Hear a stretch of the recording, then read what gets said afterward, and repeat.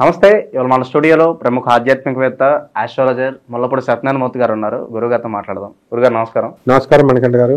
మార్చి నెల 2025 కన్యా రాశి వారి పరిస్థితి ఎలా ఉండబోతుంది గురుగారు? ఎలాంటి రెమెడీస్ చేసుకుంటే మంచి ఫలితాలు ఉంటాయి అంటారు?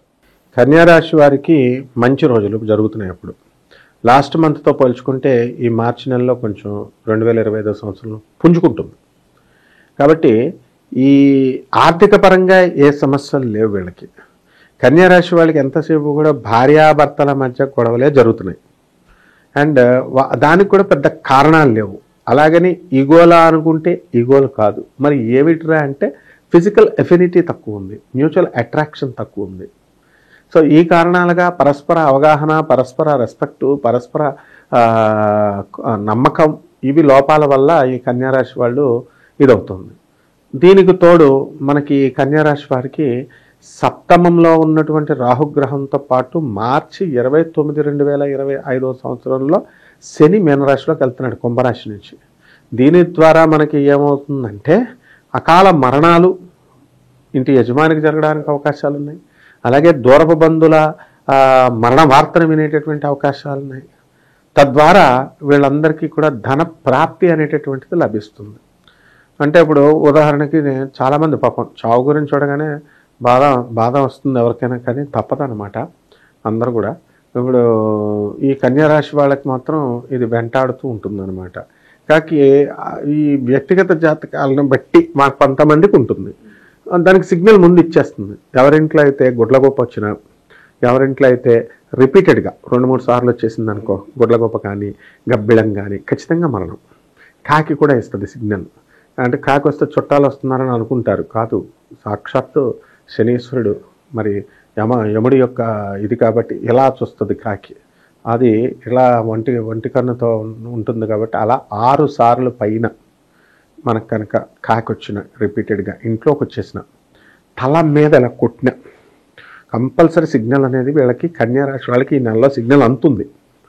కాబట్టి వృత్తి వ్యాపార ఉద్యోగ విషయాల్లో బాగుంది, డబ్బు తిరుగులేదు. అండ్ పెళ్ళిళ్ళు, వాటిల్లో పెళ్ళిళ్ళు కానటువంటి వాళ్ళకి కూడా పెళ్ళిళ్ళు అవుతాయి. అంటే క్యారెక్టర్ పరంగా ఎంతో మంచుకుంటారు ఈ కన్యా రాశి వాళ్ళు. కాకపోతే ఏమవుతుందంటే వీళ్ళు అప్పుడు దాకా మార్చి నెలలో అంతవరకు కూడా మంచిగా స్నేహితుల మధ్య, మంచి వాతావరణం మధ్య ఉన్నటువంటి వీళ్ళకి ఏమవుతుందంటే ఈ శుక్రుడు రాహుతో కలవడం, శని కూడా కలవడం వల్ల వీళ్ళు వాళ్ళకంత అనుకూలమైనటువంటి వాతావరణంలో ఉండరు వాళ్ళు. అంటే కేవలం శత్రువుల మధ్య ఉంటారా అని కాదు. అక్కడ ఉదాహరణకు ఒక సిన్సియర్ స్టూడెంట్ ఉంటుందండి. ఆమె పని ఏదో ఆమె చదువుకుని మంచిగా జాబ్ చేసుకునే ఆమె ఏదో ఉంటుంది. ఆమెకి ఆడవాళ్లే పరిచయం అవుతారు. వాళ్ళకి సపోజ్ ఒక సినిమా యాక్టర్ ఉందండి, డిగ్నిఫైడ్గా సినిమా చేసుకుంటుంది, మంచిగా సాంప్రదాయబద్ధంగా భానుప్రియ గారు లాగా మంచిగా చేసే సినిమా వ్యాంప్ పోర్షన్లో వేయడం మొదలు పెడతారనమాట. అర్థమైందా? అంటే ఎక్స్పోజింగ్, లేకపోతే అలాంటి వాళ్ళు ఎక్స్పోజింగ్ చేసేటటువంటి వాళ్ళ మధ్యలో ఈమెకు ఒక రోల్ రావడం, ఇదైతే పక్కా జరుగుతుంది. కాబట్టి క్యారెక్టర్లో మాత్రము మళ్ళీ కరెక్ట్గానే ఉంటారు. ఈ వాతావరణం మారుతుంది.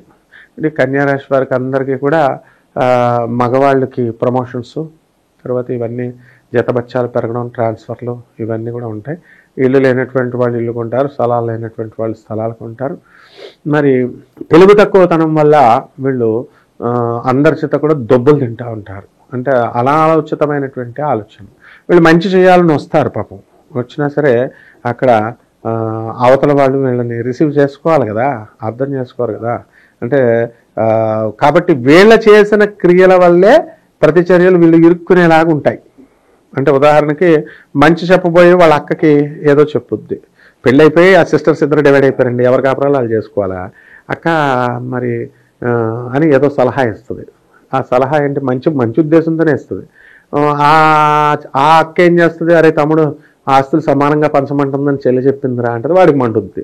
దాంతో అక్క బాగానే ఉంటుంది, చెప్పిన షాడీలు చెప్పిన ఆవిడ ఇరుక్కునేది పాపం. అక్కకు మంచి చేద్దామని, నాకు ఎలాగో మంచి జరుగుతుంది, అక్కకు కూడా జరుగుద్ది అనే ఉద్దేశంతో హెల్ప్ చేయకపోతే అక్కెళ్ళి చెల్లి నేరికి ఇచ్చేస్తుంది. ఈ విధంగా వీళ్ళ పరిస్థితి ఈ కన్యా రాశి వాళ్ళకి మార్చి నెలలో ఉంటుంది నాయన.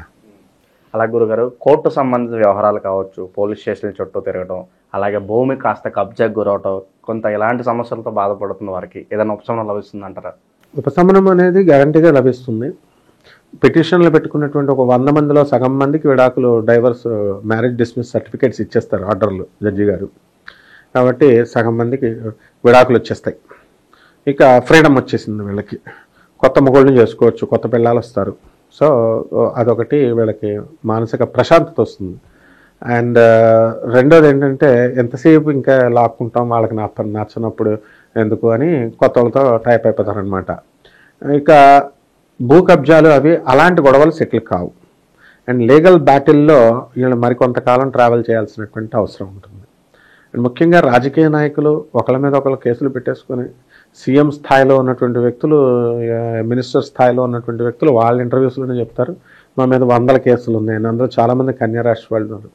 మరి వాళ్ళు అవన్నీ సెటిల్ కావు, ఇంకా అలాగా కొనసాగుతూనే ఉంటాయన్నమాట. ఆ విధంగా రాజకీయ నాయకులకు కూడా కొత్త కొత్త పోస్టులు రావడం, నామినేటెడ్ పోస్టులు రావడం, పండితులకు మంచి గౌరవాలు జరగడం, ఈ విధంగా ఈ యొక్క కన్యారాశి వారందరికి కూడా ఉంటుంది. ఆరోగ్యపరంగా ఎలా ఉండబోతుంది గురుగారు?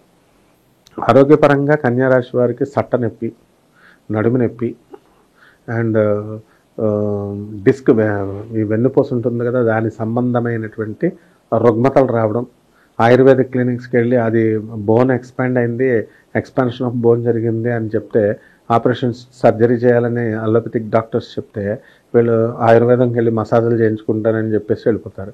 ఆ 80,000 బొక్క మళ్ళీ తప్పకుండా ఈ నొప్పి తగ్గదు, ఇలాంటి సర్జరీలు జరగాల్సి బోల్డ్ మందిని చూశాను నేను అలాగా.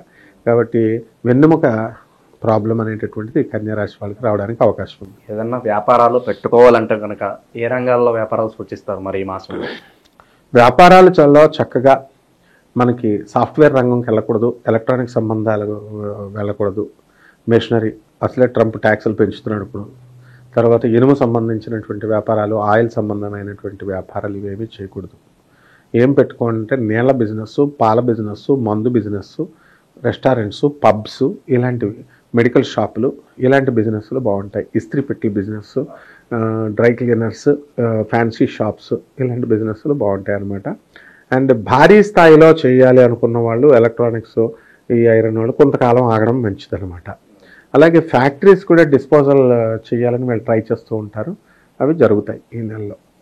ఇంకా మెరుగైన ఫలితాలు పొందడానికి గురుగారు ఎలాంటి రెమెడీస్ చేసుకుంటే బాగుంటుంది అంటారు కన్యారాశి వారు?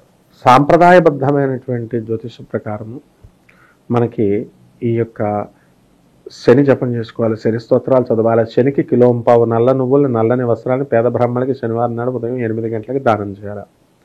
అలాగే రాహు జపం చేయాలి, రాహు స్తోత్రాలు చదవాలి, రాహు 1.5 కిలో మినుముల్ని ఆవుపేడ రంగు ఉన్నటువంటి వస్త్రాన్ని ఇచ్చి పేద బ్రాహ్మణులకి మరి శనివారం నాడు ఉదయం 8 గంటలకి దానం చేసుకోవాలి. ఇది మామూలుగా.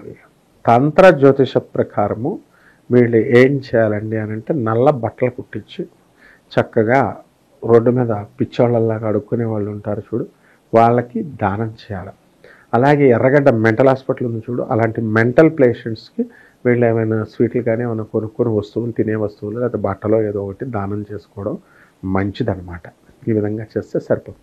మార్చి నెలలో కన్యారాశి వారు ఎలాంటి ఫలితాలు ఉంటాయి, ఎలాంటి రెమెడీస్ చేసుకోవాలి, చాలా చక్కగా వివరించారు గురుగారు. ధన్యవాదాలు. ధన్యవాదాలు.